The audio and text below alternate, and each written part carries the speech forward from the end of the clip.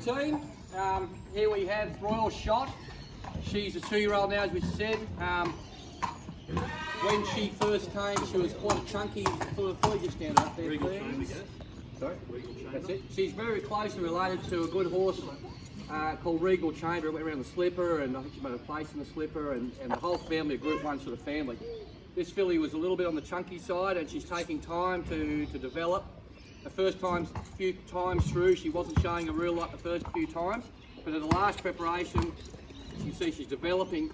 She's showing a heap more ability, or she's becoming athletic as she's got older. So she's got that ready-made early 2-year-old, but now she's coming back, or she'll be back shortly to aim up at the early 3-year-old season, and she'll get to the track and races this time through. Go forward again. Very solid horse, good shoulders, massive hindquarter and thighs. She's got everything in the right place, but it's just taking time for her to develop and get strong enough to get to race stage. At the last campaign, you wouldn't believe the difference between the first preparation to where she got to before she went for a spell. She was incapable of doing a real lot the first few times. She was like that kid that just couldn't do anything on the football field. Just that kid, you know. Everyone else is running past him, and he's that kid. Well, she's coming along nicely now. She's catching them kids that were too good for her before. So that's where you just be patient.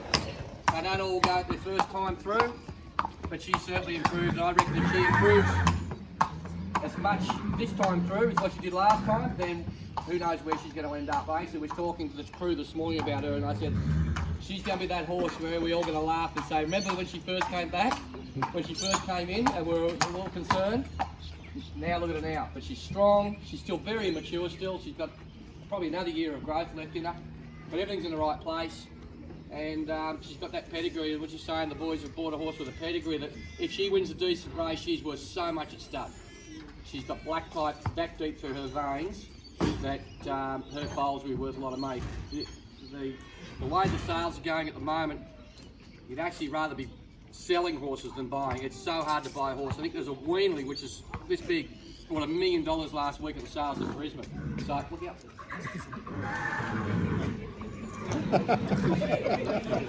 Not quite a Venus fly trap, but